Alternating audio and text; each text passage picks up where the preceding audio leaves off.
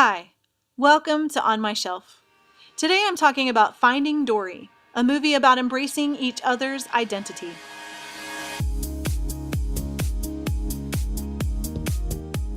During the Christmas holidays, my family and I caught up on a few of the animated movies that had released in the last several months.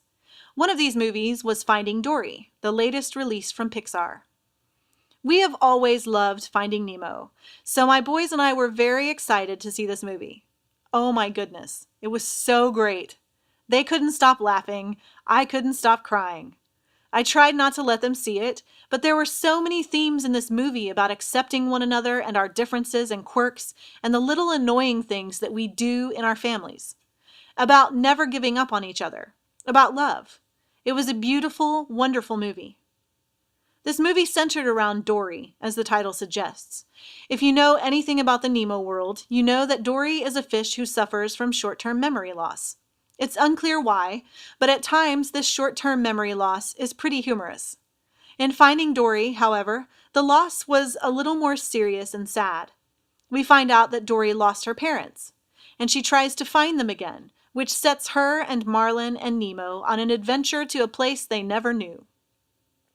Of course, while Dory is in this place, she leaves her mark.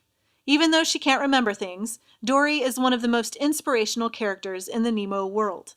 She encourages people to become better, braver, more engaged with the world at hand. We see this in Marlin, who braves quite an adventure of his own to try to find Dory.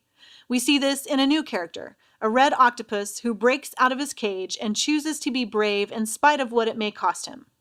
We see it in a nearsighted whale who was friends with Dory when they were kids. At the heart of Finding Dory is a message about accepting the quirks in the people you love. At times, Marlin would get annoyed that Dory was so forgetful, but by the end of the movie, that annoyance had turned to gratefulness. Because without her forgetfulness, Dory would not be Dory.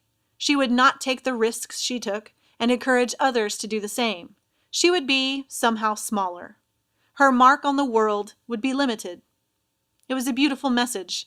As a parent, I sat there looking at my boys, from one to another, thinking about all their annoying little habits and behaviors and personality quirks.